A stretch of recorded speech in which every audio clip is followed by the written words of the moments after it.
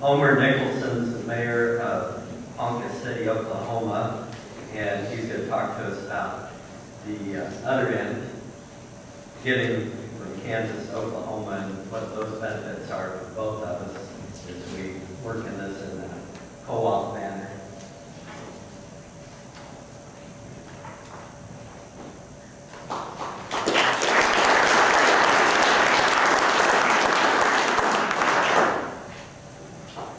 Thank you. Welcome, everyone. I appreciate everybody being here. I appreciate the opportunity to follow some great speakers, and I know they're great speakers because they had some of the same bullets I had. That's what happens when you're down the line. To kind of paint the picture for you here, Ponca City geographically sits in the middle of Tulsa, Oklahoma City, and Wichita, nearly geographic center. 114 Oklahoma City, 102 Tulsa, and about 90 Wichita. Got 25,387 citizens. There's about 49 to 50,000 in our county, which we call our trade area. We, at one time, were a very progressive city. At one time, had the highest number of PhDs in the state per capita. And, let's see if that works. Okay. One of those ones. Okay. Try that there. Okay. We're pretty, what we think, a leader. We are the only city in the state, and we think, we are told, the only city in the nation that has free Wi-Fi for the whole town. City limit to city limit.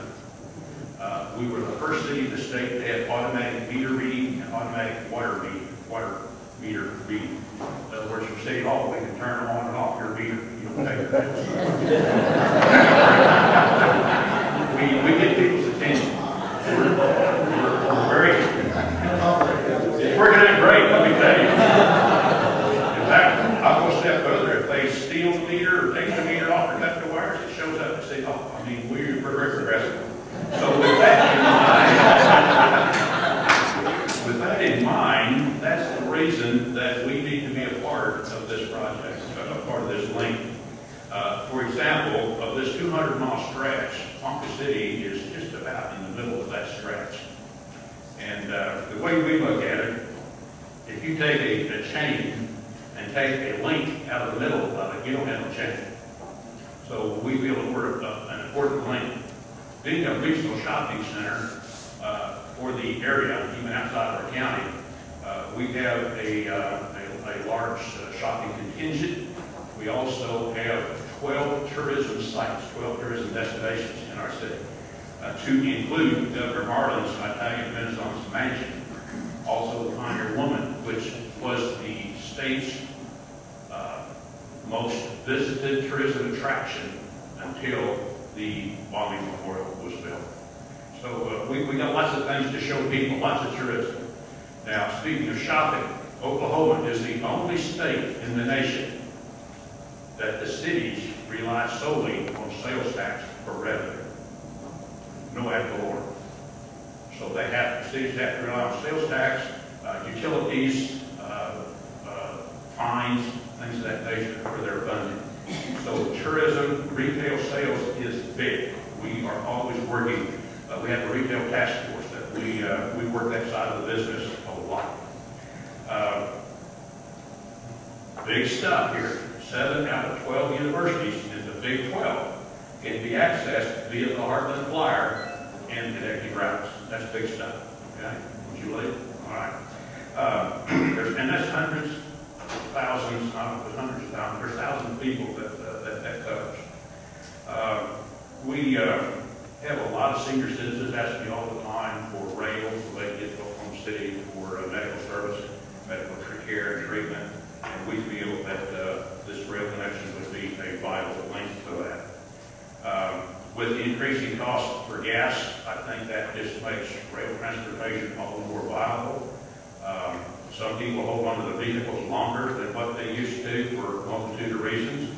Some people can't even afford a vehicle, so rail is their link to the rest of the world. Today's hassles of flying and driving.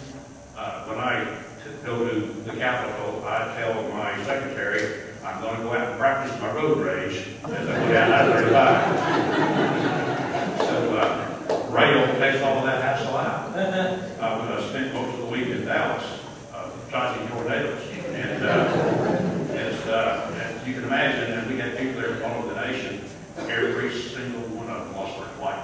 And some of them had to reschedule. Trains don't do that. You know, our rail system, you went up.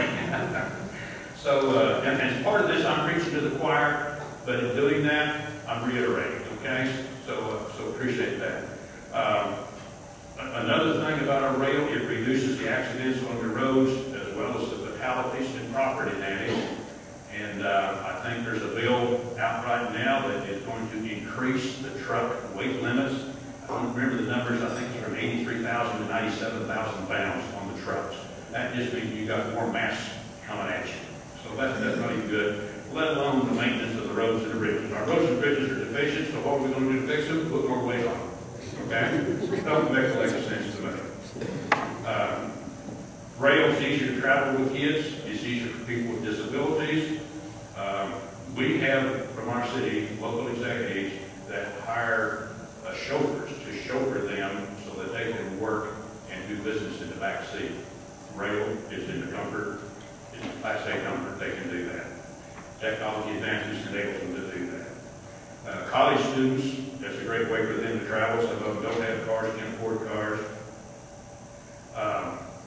We have a historic depot that is a block from Grand Avenue. Grand Avenue is our downtown shopping district with lots of historic. We have a historic restored vaudeville theater that is 2 blocks from the rail, no, one block from the railroad. And we have antique stores, restaurants, things of that nature that are all walking distance. We have a historic city hall that's been restored, Spanish revival. That is, people tell me all over the state that come visit us, tell me that it's the most beautiful city hall in the state of Oklahoma. It's a very, very historic building that we restored 5 years ago. Great tourist attraction, great destination for rail travelers. So our depot currently belongs to a 501c3 organization. The city does not own it. We've talked about it. We may have to take possession of it someday to keep it from deteriorating further. And we have the means of hopefully getting some citizens to approve sales tax to rehabilitate it and restore it. So that's a significant piece of business for us. Tourism is our 3rd largest industry in our city. So it's big. We have a great tourism department. It's said with the Chamber of Commerce, and they're great. So that's important for us. I think the best way that I can probably sum all of this up is that you see the advantages for our community and for our county, our region. Rail is a significant link, significant step to our future. So the way we look at it is passenger rail will provide the opportunity to revitalize economic fortunes. Thank you all.